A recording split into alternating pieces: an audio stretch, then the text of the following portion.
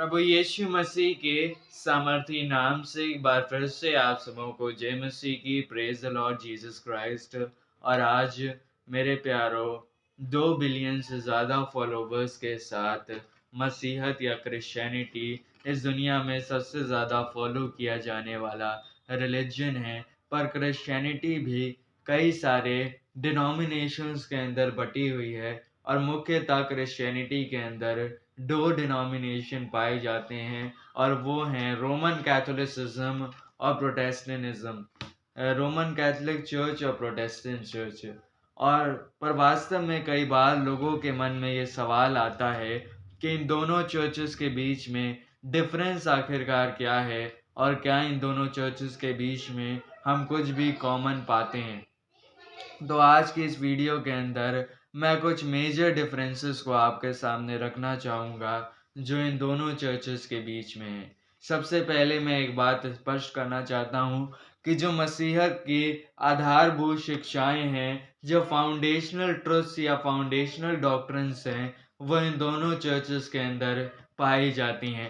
ये दोनों ही चर्चेस त्रिएक परमेश्वर पर विश्वास करते हैं, पिता पुत्र पवित्र आत्मा पर ये विश्वास करते हैं। ये दोनों ही चर्चेस जो हैं वो यीशु मसीह की डिविनिटी के ऊपर या यीशु मसीह के खुदा होने पर विश्वास करते हैं। ये दोनों ही चर्चेस मानते हैं कि यीशु मसीह खुदा है जो हमारे लिए मनुष्य बना और उस पर विश्वास कर कर हम स्वर्ग जा सकते हैं। और ये दोनों ही चर्चेस क्रिश्चियनिटी के जो प्रारंभिक कन्फेशन या प्रारंभिक जो विश्वास वचन है उनके ऊपर ये दोनों ही चर्चेस विश्वास करते हैं, जैसा नीकिया का विश्वास वचन और प्रेरितों का विश्वास वचन। तो डिफरेंसेस कहाँ पर आते हैं? डिफरेंसेस कुछ डॉक्ट्रिन्स को लेकर के आते हैं। तो इन्हीं डिफरेंसेस को मैं आपके सामने रखना चाहता हूँ। एक जो डिफरेंस कैथोलिक्स और प्रोटेस्टेंट्स के बीच में है वो है prayer to the cents.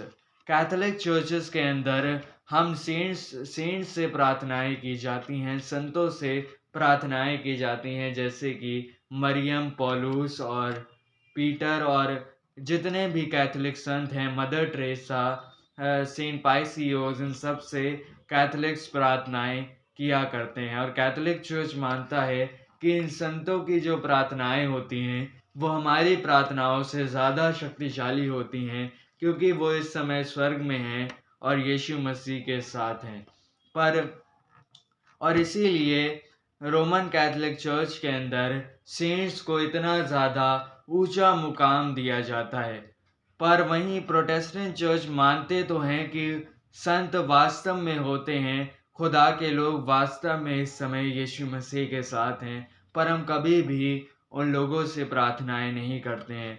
Protestants मानते हैं कि you can pray directly to God, कि आप परमेश्वर से डायरेक्टली प्रार्थनाएं कर सकते हैं और आपको किसी भी मिडिल मैन या किसी भी बिचवइये की ज़रूरत नहीं है, आपको मरियम की ज़रूरत नहीं है, आपको सेंट पॉल, सेंट पीटर की ज़रूरत नहीं है परमेश्वर से प्रार्थना करने के लिए या परमेश्वर के पास अपनी प्रार्थनाओं को पहुंचाने के लिए, क्योंकि बाइबल बताती है कि परमेश्वर एक ही है और मनुष्यों और परमेश्वर के बीच में एक ही बिचवइया है और वो है यीशु मसीह। इसलिए प्रोटेस्टेंट्स डायरेक्टली यीशु मसीह के थ्रू परमेश्वर से प्रार्थना करने पर विश्वास करते हैं। एक और जो डिफरेंस पाया जाता है वो है होली कम्युनियन या यूक्रिस्ट को लेकर के। और कैथलिक्स ये मानते हैं, कैथलिक चर्च के अंदर एक डॉक्ट्रिन पाई जाती है, एक शिक्षा पाई जाती है, जिसको हम कहते हैं द डॉक्ट्रिन ऑफ ट्रांससब्सटेंशिएशन। और कैथलिक्स ये मानते हैं कि जब उनके यहाँ मास होता है या प्रभु भोज की सर्विस होती है, तो सर्विस के दौरान जब एक प्रीस्ट जो है वो रोटी और दाखरस जो होली कम्युनियन के दौरान यूज़ किए जाते हैं, जब वो उन्हें डेडिकेट करता है प्रार्थना में, तो वो रोटी और वो दाखरस यीशु मसीह के वास्तविक शरीर और वास्तविक लहू में बदल जाते हैं। और कैथलिक्स मानते हैं कि जब वो रोटी और दाखरस को जो है वो खा रहे होते हैं या पी रहे होते हैं, तो वास्तव में यीशु मसीह के असली शरीर और असली रक्त को जो है वो खाते और पीते हैं। और इसीलिए आप कई कैथोलिक चर्चेस के अंदर आप देख सकते हैं कि जो प्रभु भोज की रोटी होती है, उसको एक बड़ी मॉन्स्ट्रेंस के अंदर रखा जाता है और लोग उसके सामने झुककर उससे प्रार्थनाएँ भी करते हैं, क्योंकि वो वास्तव में मानते हैं कि वो रोटी जो है, वो यीशु मसीह है। पर प्रोटेस्टेंट चर्चेस के अंदर हम ये मानते हैं कि आत्मिक रूप से यीशु मसीह उस रोटी और उस दाखरस के अंदर मौजूद होता है, पर वास्तव में वो रोटी और वो दाखरस रोटी और दाखरस ही रहता है। वो यीशु मसीह के शरीर और लहू में नहीं बदलता, पर यीशु मसीह आत्मिक रूप से उस रोटी और उस दाखरस के अंदर मौजूद होता है, ना ही कि कोई शारीरिक बदलाव हम उन रोटी और दाखरस के अंदर देख सकते हैं। और एक और जो मेजर डिवीज़न पाया जाता है रोमन कैथोलिक्स और प्रोटेस्टेंट्स के बीच में, और ये बहुत बड़ा डिवीज़न है, वो आता है the authority of the pope को लेकर के। तो कैथोलिक चर्च पोप को या रोम का जो बिशप होता है, उसको चर्च का सुप्रीम हेड मानते हैं। कैथलिक्स का मानना है कि जो पोप है वो पूरे मसीह कलीसिया का सुप्रीम हेड है और पूरी मसीह कलीसिया उसकी पावर या अथॉरिटी के अंडर है।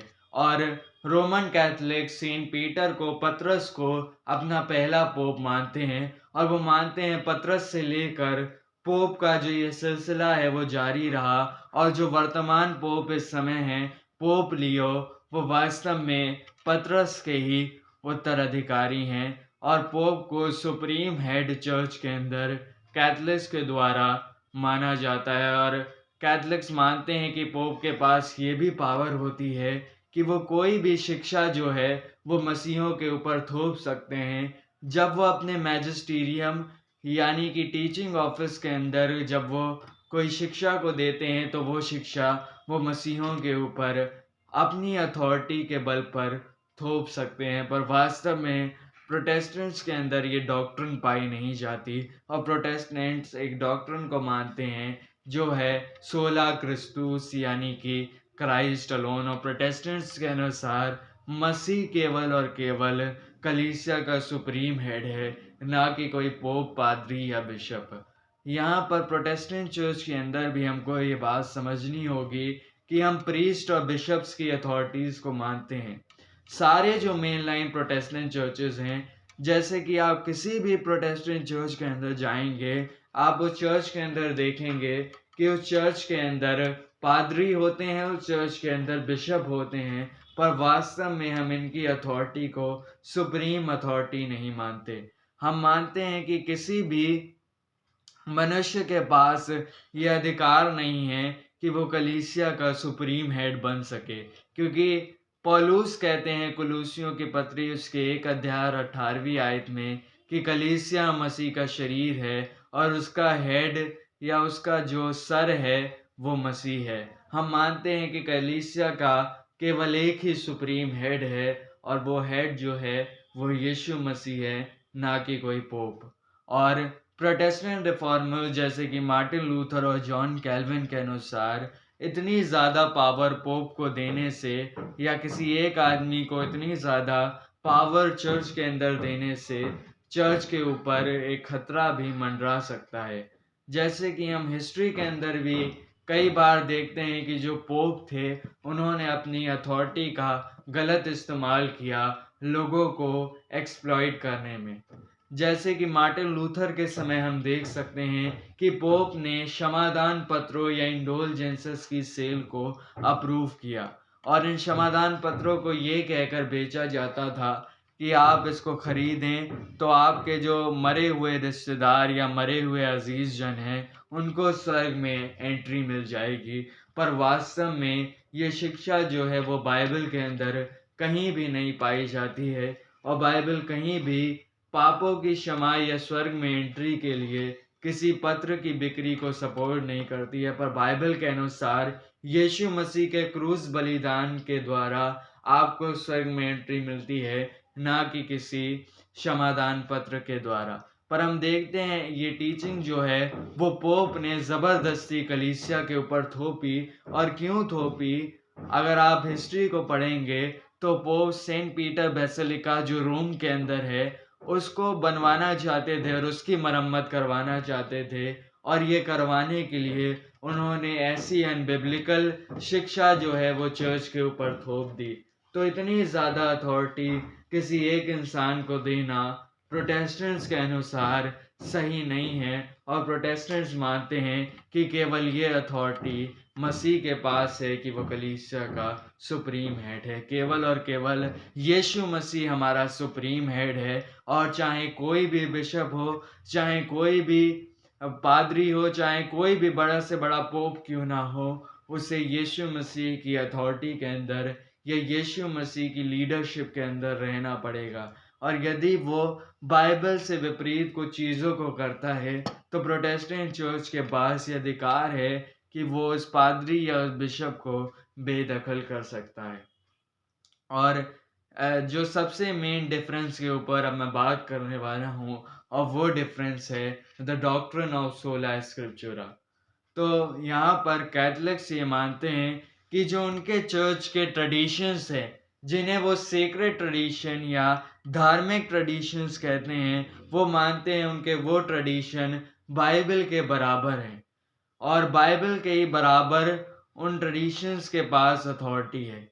यहाँ पर कैथलिक्स भी इस बात को मानते हैं कि बाइबल जो है वो मसीहत के अंदर एक अथॉरिटी है, पर वो अपने ट्रेडिशंस को, वो अपने पोप्स को इस बाइबल के बराबर एक अथॉरिटी मानते हैं। और इसीलिए यदि कोई डॉक्ट्रिन बाइबल के अंदर नहीं है, तो वो इस बात से उनको कोई प्रॉब्लम नहीं होती है। वो मानते हैं कि जब तक चर्च किसी डॉक्ट्रिन को सिखा रहा है, तो वो डॉक्ट्रिन सही होगी, क्योंकि चर्च के पास भी बाइबल के जितना ही अधिकार है।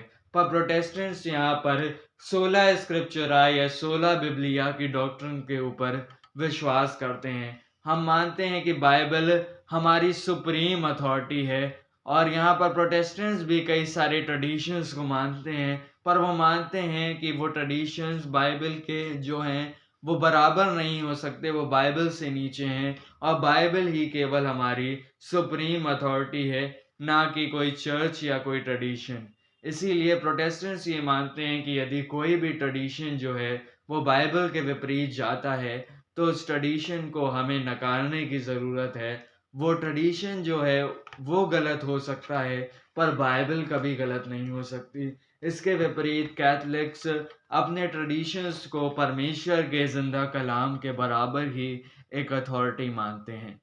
तो आशा करता हूँ कि मैंने इस वीडियो के अंदर जितनी भी बातें बताई हैं वो आपको समझ में आई होगी, आपकी नॉलेज बढ़ी होगी, और ऐसे ही नॉलेजेबल वीडियोस को देखते रहने के लिए हमारे चैनल को सब्सक्राइब करें और हमारी इस छोटी सी यूट्यूब मिनिस्ट्री के एक सहयोगी बने। Hallelujah, praise the Lord, God bless you all.